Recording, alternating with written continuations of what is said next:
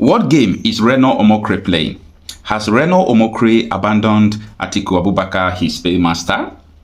I thought that Reno Omokri is so loyal to Atiku Abubakar. He was so busy defending Tinubu's certificate that he went to Chicago.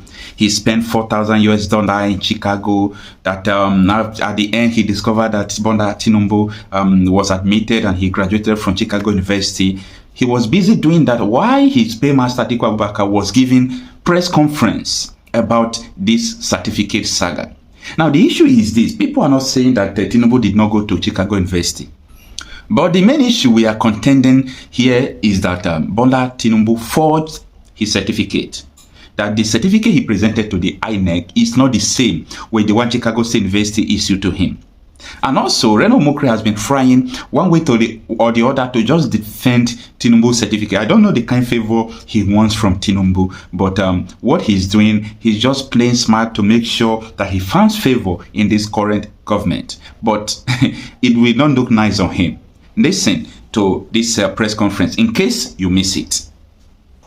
Gentlemen of the press, fellow citizens of the Federal Republic of Nigeria, I consider it important to address and report to you today on issues that define the future of elective government and legitimate leadership in our country.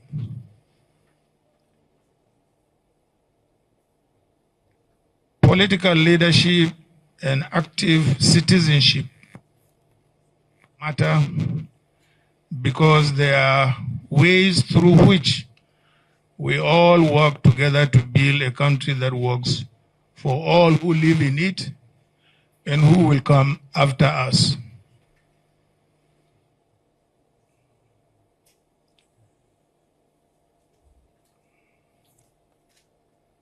Our country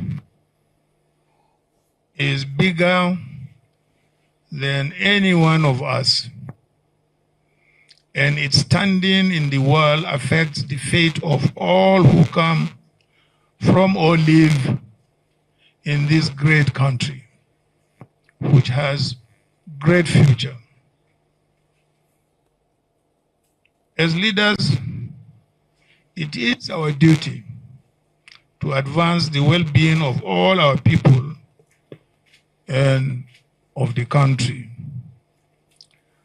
For this purpose, my generation worked hard to return the soldiers to the barracks. Very many of us are here. And to defend the right of the people to elect and establish for ourselves legitimate government. Our elections are established and governed by law and founded on the Constitution, from which leadership and government in Nigeria alone derive their legitimacy. The people look up to us as leaders to respect these rules and to defend them. This is what has brought us here today. Today, we are called upon to again, as a people, to uphold and defend the ground rules of elective government in our country. The Constitution prescribes the requirements for those who seek the highest elective office in the land. It should not take months or indeed decades for the institutions concerned to be able to do their work in establishing the credibility of any certificates presented by candidates for public office. We undertook this journey at great cost and for important reasons. The ground rules for legitimate governance in our country need to be upheld. And you who are gathered here today have the responsibility of holding those ground rules. And the reputation of our country is at stake. That affects everyone, Nigerians everywhere, wherever they may be in the world.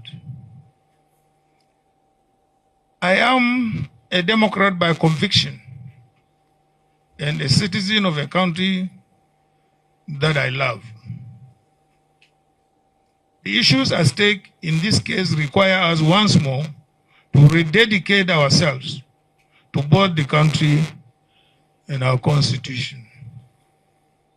Now we must entrust these facts to us all as citizens and as leaders of the institutions charged with interpreting our constitution.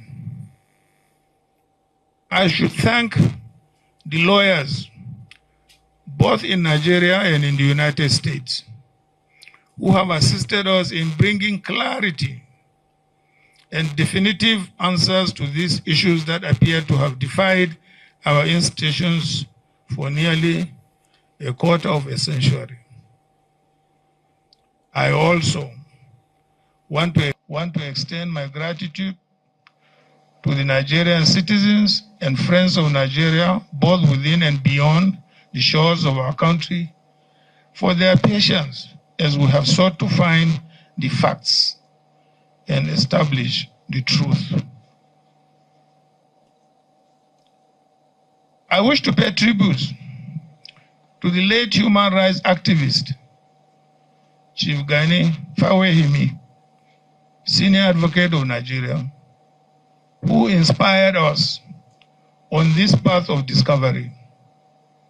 Now he can truly rest in peace in the assurance that what he started about 23 years ago has come to fruition.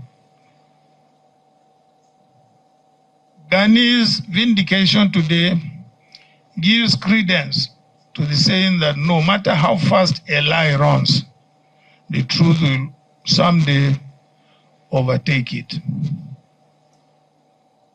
Former American President Thomas Jefferson once said, and I quote, "If I had to choose between government without newspapers and newspapers without government, I wouldn't hesitate to choose the latter." From exposing the Watergate scandal and unraveling the dubious certificates of politicians, journalists have maintained eternal vigilance by bridging the gap and stepping in when other arms of government failed. It is for these reasons that commendation must be given to David Hundeyin, an independent journalist whose extraordinary work and those of many more young people like him has become a source of inspiration. Special thanks must be given to the millions of Nigerian youths and citizen journalists too, who continue to put out the truth online even when no one is listening. Indeed, the price of liberty is eternal vigilance.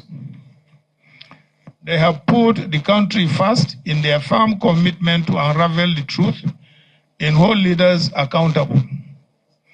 This gives me the hope that we have worthy partners in the struggle to reclaim the country we call our home. This quest is not for or about Atiku Abubakar. It is a quest for the enthronement of truth, morality, justice, and accountability in our public affairs. In line with this, let me call on all well-meaning Nigerians, leaders of thought, our religious leaders, our traditional leaders, our community leaders, our political leaders, and in particular, Governor Peter Obi of the Labour Party and Governor Rabi Ukwankwaso of the NNPP and the leaders of every political party in Nigeria, and indeed every single person who loves this country, as I do, and who wishes nothing but the best for this country as I do, to join me in this campaign to enshrine probity, accountability, and the basic principles of justice, morality, and uprightness in our country and in our government. This is a task for each and every one of us. Let me, therefore, at this juncture, thank you for listening. May God bless you all, and may God bless the Federal Republic of Nigeria. Thank you.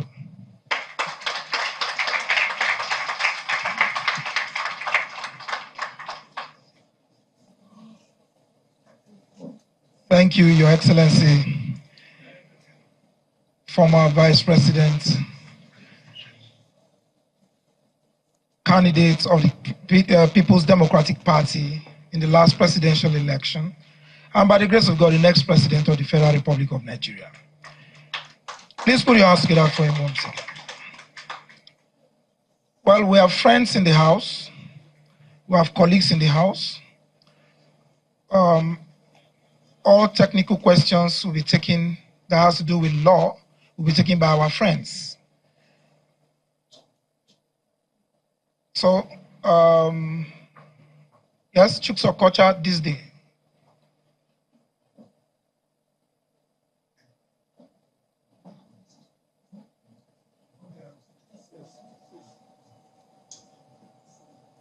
Good afternoon, everybody. Much has been said about the real documents from the Chicago State University.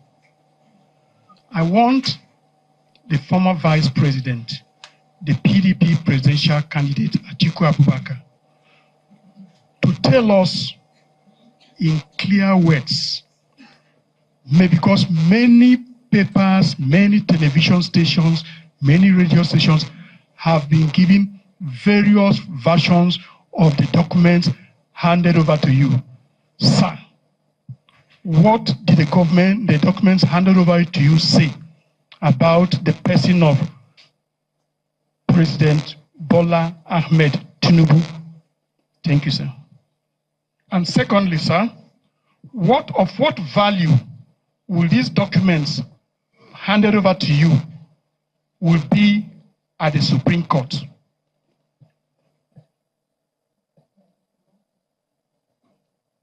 Thank you, Okocha of these day newspapers.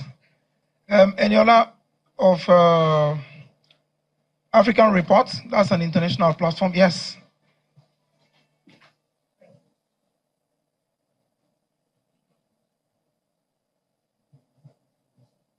Good afternoon, Your Excellency, colleagues, and everyone here. A spokesman for the president said that what you are doing against the president is a form of betrayal. And they said that in 2007, the president gave you a platform to run with and all that. And now you are, embarrassing him on an international stage. Don't you fear that this bond between you will be permanently broken? Thank you.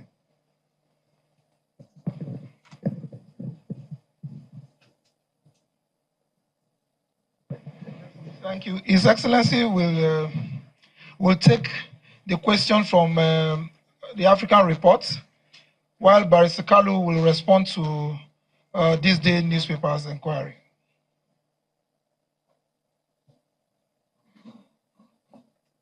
Well, I beg to disagree with Bola Ahmed Tinubu. Yes, it is true, in 2007 we came together to form CSU. And in Lagos, at the convention, I emerged as the winner and got the ticket. After I got the ticket, he sent about 5 or 6 senior party men, some of them are here, I can even name them, but I don't want to embarrass them. And they met me and said to me that Bola wanted to be my running mate. I said, gentlemen, you are all old enough. And apparently, virtually all of you are Christians with the exception of only one person. What would be your reaction to have a Muslim ticket? All of them said, we totally object to it. I said, then why didn't you tell him when he was giving you the message that, look, Mr. Tinubu, the message you are giving us, we don't seem to agree with you. Why are you coming then to me? And that was the end of the political relationship. He broke away, went and supported Umaru Yar'Adua.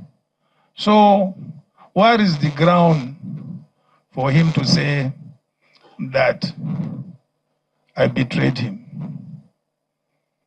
But those of you who are old enough will also remember that in 2003, the PDP took over all the southwestern states, with the exception of Lagos. I stood between Obasanjo and himself. I said, no, you can't take over Lagos. Leave it. And he left it. So who is indebted to the other? Is it me or Bola Ahmed Tinubu? There are other things which I would not want to go into. But I vehemently deny that either I stabbed him at the back or did not do him whatever. Thank you. Until today, I will not do Muslim ticket. So I don't have to be president because I don't believe it is right for this country. It's not right. Absolutely wrong. We are multi-ethnic and multi-religious. And our government should reflect our diversity and our composition. Thank you very much.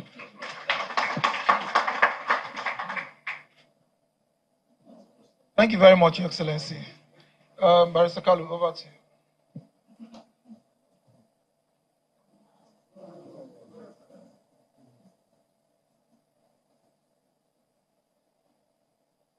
On the certificate issued or released by Chicago State University to the lawyers of Alhaji Atiku Abubakar.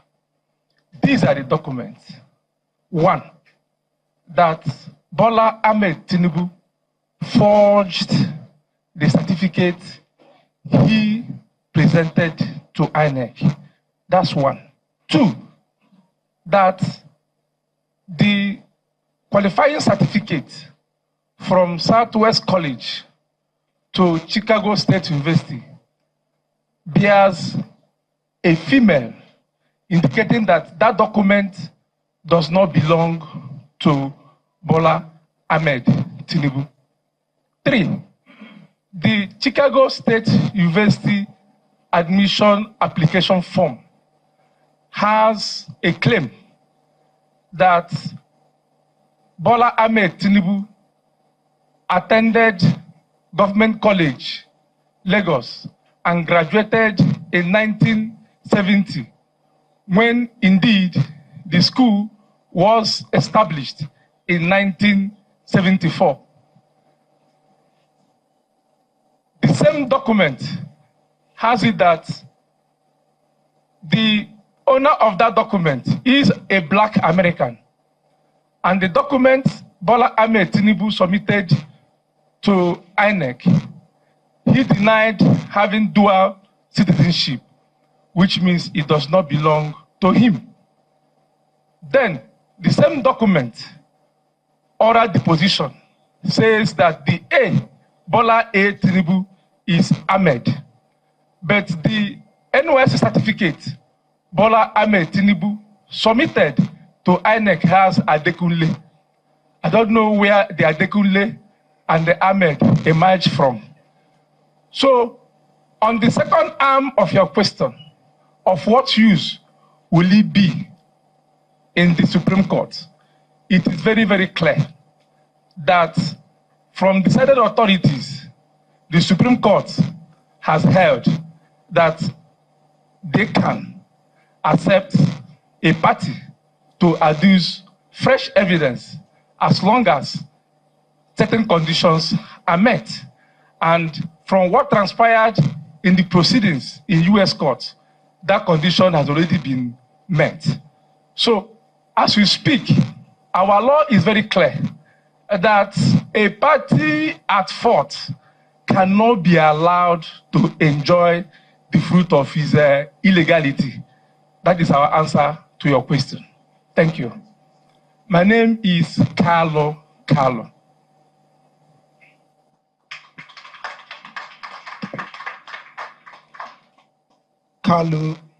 Thank you very much, Carlo. I will take, because of the condition of this place, very hot, and I have their excellencies present here. So many of them. I'm privileged to be right in front of you, your excellencies. Won't keep you here for too long.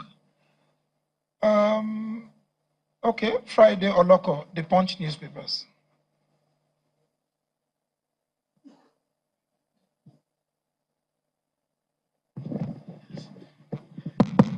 Yes, good afternoon, Your Excellency. My name is Friday Oloko. I work with Punch newspapers. Well, there have been the rumors flying around that because of this issue, this alleged certificate forgery, that some persons have reached you by way of trying to intervene, to put pressure on you, purportedly from the president, for you to step down on this matter. If it is true, will you step down on this matter? That's one. Secondly, you are fighting this cause. What is the fate of your business interests? Do you fear that maybe, should you continue, that your business interests might be threatened because of the powers from the presidency? Thank you very much.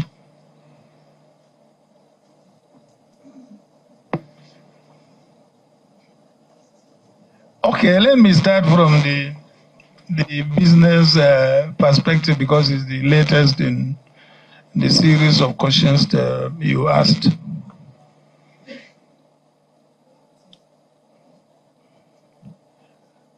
Yes, as you might have read in several other places, I was, in fact, not involved. In fact, I was the founder of one of the biggest oil and gas logistics company since the military area. And as soon as Buhari government came, even though we had license, we had got nothing to do with government. We were only contractors in logistics to the oil companies, not government.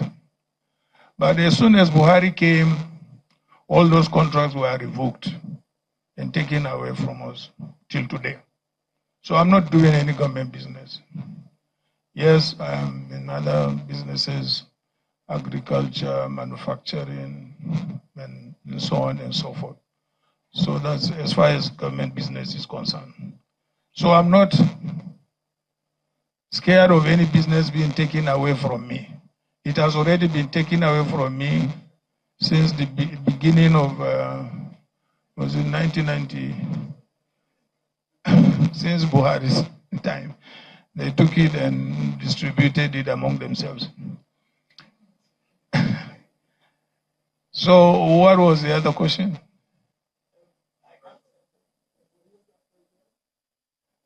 Not really. Yes, immediately after the elections, I was told there was a delegation of governors who claimed you know, they were sent, you know, by the president, but I did not even allow them to get into my house.